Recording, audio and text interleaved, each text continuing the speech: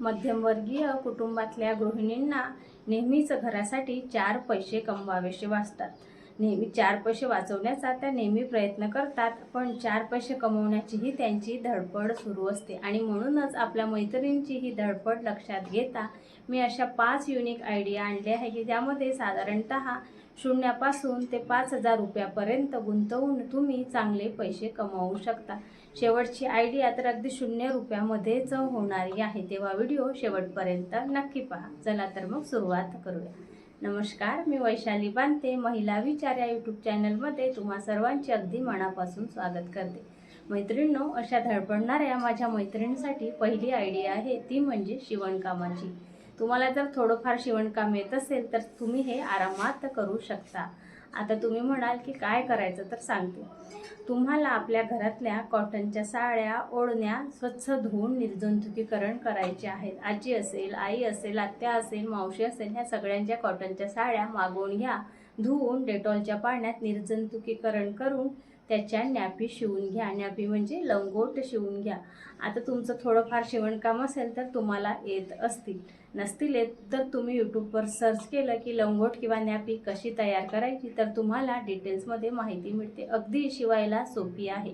कापडाच्या चौकोनी तुकड्याला मधून फोल्ड करून त्रिकोणी घडी करून शिलाई मारून त्याला ते नाडे बांधायचे, कसे बांधायची आणि गाठ मारायची, अशी साधी सोपी ती लंगोट असते. ती तुम्ही आरामात शिवू शकता. आणि छोट्या बाळाला जमिनीवर टाकायसाठी एक ते 2 तालग्याही तुम्ही त्यामध्ये ॲड करून त्याचे असे पॅकिंग करून बंडल तयार करून घेऊ शकता. आणि असे 10 ते 12 बंडल तुम्ही ह्या कॉटनच्या कपड्याचे तयार करून घ्या. रजई आणि तालगी जिथं छोट्या बाळाला आपण ठेवतो अगदीच सोपी असते. ती चटईवर बाळ ठेवलं की ती चटई रुतू नये म्हणून आपण त्यामध्ये बाळाला ठेवण्यासाठी एक तालगी किंवा अशी गोधडीसारखी असते ती टाकत असतो.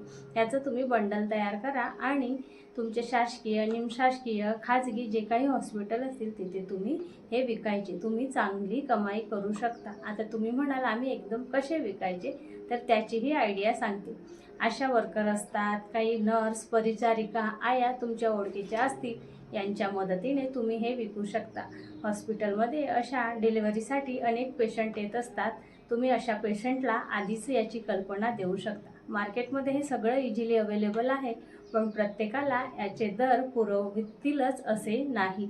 साधारण 15 ते 20 रुपये या नॅपीची किंमत असते आणि सर्वसाधारण लोकांना ते देणे शक्य नसते. तुम्ही 10 ते 12 रुपयाला एक म्हणजे मार्केटच्या दरापेक्षा थोडं कमी दर आकारलं तर तुमचा यात निश्चितच फायदा होईल. आणि असे बंडल 10 ते 12 बंडल तयार करून सॅम्पल म्हणून तुम्ही दाखवायचे. तुमच्या ओळखीच्या ज्या काही नर्स, परिचारिका असतील त्यांना हाताशी घ्यायचं आणि हे काम तुम्ही करू शकता. पावसाळ्यामध्ये तर ह्या नॅपीची खूप गरज असते, कारण बाळ सारखं ते नॅपी ओलं करत असते आणि मग जितक्या असतील तितक्या कमी जातात. त्यामुळे तुम्ही अशा ह्या 1 डझन 2 डझन अशा तयार करून तुम्ही विकू शकता.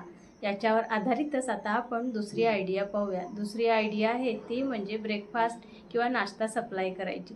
ज्या बायांची डिलिव्हरी होते, म्हणजे ज्या नवीन बाळंतीण असतात, आई असतात बाळाच्या, त्यांना सकाळी पौष्टिक आहार हवा असतो. तर त्यांना अगदी पचायला साजूक असं आहार पाहिजे असते, तेव्हा तुम्ही तो आहारही यासोबतच पुरवू शकता. म्हणजे गोड सुजी, तिखट सुजी, गव्हाची, रव्याची अशा पद्धतीने छान तयार करून तुम्ही ते बाळाच्या आईला सकाळचा ब्रेकफास्ट म्हणून पुरवू शकता.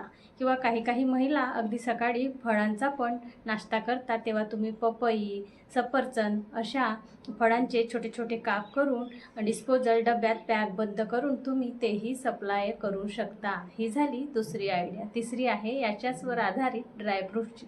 तुम्ही ड्रायफ्रूटचे लाडू तयार करून घेऊ शकता आणि तेही पुरवू शकता. मार्केटमध्ये सगळंच मिळते, पण मार्केटमध्ये दर जास्त असतात. आपण स्वतः स्वच्छतेची काळजी घेऊन जर हे पदार्थ विकले आणि ज्या पेशंटच्या रिलेटिव्ह असतात त्यांना विश्वासात घेऊन हे पदार्थ पुरवले तर तुम्ही यातूनही चांगली कमाई करू शकता. सिजेरियन आणि नॉर्मलसाठी वेगवेगळे लाडू तयार करायचे, पॅकबद्ध डब्यात भरायचे आणि ते सप्लाय करायचे. हे लाडू प्रत्येक स्त्री डिलिव्हरीमध्ये खात असते, त्यामुळे हा सुद्धा एक तुमच्या कमाईचा मार्ग होऊ शकतो. त्यानंतर याच्याशीच रिलेटेड चौथी आयडिया म्हणजे ती फुलांचं डेकोरेशन किंवा फुग्यांचं डेकोरेशन. आता तुम्ही म्हणाल हे काय, ते पण सांगते. बाळाला सुट्टी होणार असते, बाळाच्या आईला आणि बाळाला, बाळ घरी जाणार असते, तेव्हा त्याच्या स्वागतासाठी घर छान तयार केलं जाते. आजकाल प्रत्येक बाळाच्या स्वागताची तयारी केली जाते. पूर्वी केली जात नव्हती, पण आता सगळेच पॅरेंट्स ही तयारी करत असतात. तेव्हा तुम्ही छान त्या बाळाचं प्रवेश होणार असते तेव्हा दारापासून ते बाळाच्या रूमपर्यंत फुलांचे, फुग्यांचे असे छान डेकोरेशन असते. कधी कधी घरात ही तयारी करायला कोणी नसते, तेव्हा जे बाळाचे पॅरेंट्स असतात ते अशा महिलेच्या शोधात असतात. तुम्ही आधीच त्यांच्याशी बोलणी केली तर ते तुम्हाला साहित्य, डेकोरेशनचं जे काय असेल ते पुरवू शकतात, किंवा तुम्ही स्वतः आणून तुम्ही त्या पद्धतीने डेकोरेशन करू शकता आणि तसे दर आकारू शकता. जर बाळाच्या पालकांनी ते सप्लाय केलं असेल तर तुम्हाला शगुन म्हणून, तुम्ही न मागताही बाळ येणार असल्याने त्यांना खूप आनंद असतो, शगुन म्हणून ते 500-1000 रुपयाची नोट तुमच्या हातात सहज देऊ शकतात. हाही त्यावर आधारितच बिझनेस आहे. तुम्ही म्हणाल की हे सगळे बिझनेस आम्ही एकटीने कसे करायचे? तर तुम्हाला जर स्वयंपाकात आवड असेल तर नाश्त्याचा बिझनेस करा, शिवणकामात आवड असेल तर लंगोट नॅपीचा बिझनेस करा, ड्रायफ्रूट्स आवडत असतील तर ड्रायफ्रूट सप्लाय करा, किंवा आपले आजकाल बचत गट असतात, त्या बचत गटाच्या माध्यमातून ग्रुपमधूनही आपण हा उद्योग किंवा हा बिझनेस आपण करू शकतो. पण माझ्या काही मैत्रिणी एकदमच पळाकू म्हणजे अभ्यासू असतील, त्यांना नाश्ता करायलाही आवडत नसेल, त्यांना शिवणकाम येत नसेल, त्यांना फुलांचं डेकोरेशनही नको वाटते, त्यांना असं अभ्यासाशी, पुस्तकाशी रिलेटेड जर काही हवं असेल तर ती पण आयडिया माझ्याकडे. आजकाल फिरते ग्रंथालय किंवा फिरती लायब्ररी असते, म्हणजे हे पुस्तकं आपण जे वाचनाची आवड आहे त्या वाचनप्रेमींना सप्लाय करायचे असतात. बहुतेकदा काय होते की काही वृद्ध व्यक्ती असतात, ज्येष्ठ नागरिक असतात, त्यांना लायब्ररीमध्ये जाऊन पुस्तक आणणं शक्य नसते. काही तर म्हणजे पलंगावर असतात, पॅरालिसिस वगैरे झालेला असतो, पण त्यांना वाचनाची फार आवड असते, तर ते आपला हा छंद जोपासत असतात. तर तुम्ही हा त्यांचा छंद जोपासून त्यांच्यावर तुम्ही उत्पन्न करू शकता. काय करायचं?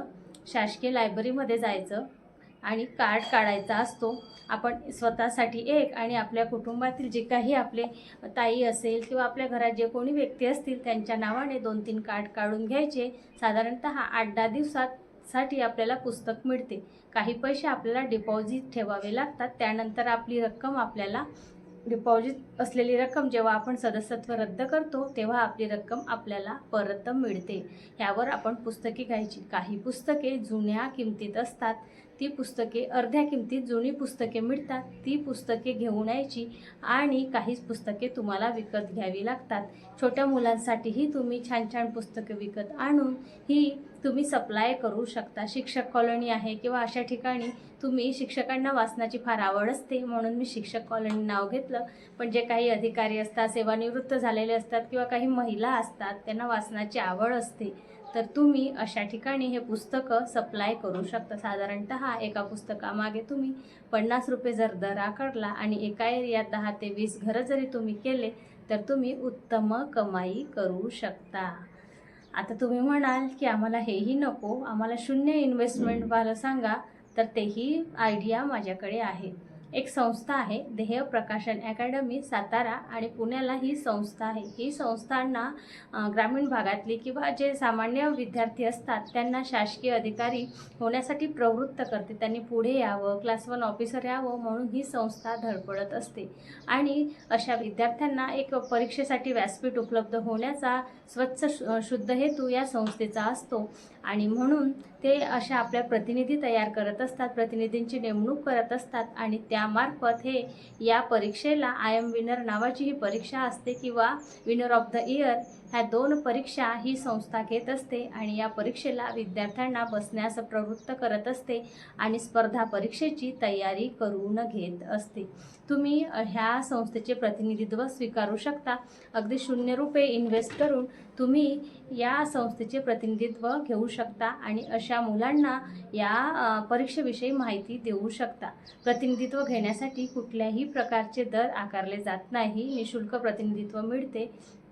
तुम्हाला जर अशा प्रकारच्या ह्याच्यामध्ये जर प्रतिनिधित्व स्वीकारायचं असेल तर तुम्ही कमेंट्समध्ये रेडी टू स्टार्ट किंवा हाय वैशाली असा जर मेसेज केला तर मी तुम्हाला या संस्थेविषयी संपूर्ण माहिती देऊ शकते. मी स्वतः या संस्थेची प्रतिनिधी आहे, त्यामुळे कुठल्याही प्रकारची फसवणूक नसते. एखादी शिक्षिका असेल किंवा ट्युशन घेणारी असेल, टीचर घराजवळ असेल तर त्यांना शोधायचं, त्यांच्या घरी जायचं आणि ह्या एक्झामची माहिती द्यायची असते. अगदी पॉम्पलेटपासून पुस्तकं सगळं ह्या संस्थेमार्फत सप्लाय केले जातात आणि एका विद्यार्थ्यामागे आपली मेहनत म्हणून आपल्याला 100 ते 125 150 रुपये असे आपल्याला ते आपली मेहनत देत असतात. जितके जास्त विद्यार्थी असतील तितकी आपल्याला ते विद्यार्थ्यामागे काही पैसे देऊ करतात. हे पण तुम्ही जितकं जास्त विद्यार्थी बसवाल या परीक्षेला तितकी तर जास्त तुमची कमाई होईल. हे एक कमाईचं उत्तम साधन होऊ शकते आणि शिक्षण क्षेत्रात तुमची सेवाही होऊ शकते. हो ना मैत्रिणींनो? तर तुम्हाला ह्याविषयी जर माहिती पाहिजे असेल तर तुम्ही तसं कमेंट्समध्ये नक्की सांगा. आणि हो, 2 पैसे कमवायचा प्रयत्न करणे काहीच वाईट नाही. मेहनतीशिवाय कुठलाच पर्याय नाही. तेव्हा चला सगळ्या महिलांनी आत्मनिर्भर होण्याचा प्रयत्न करूया. व्हिडिओ कसा वाटला कमेंट्स करून नक्की सांगा. तोपर्यंत बोलूया असं काही की तुम्हाला वाटेल माझ्याच मनातलं सारं काही. धन्यवाद.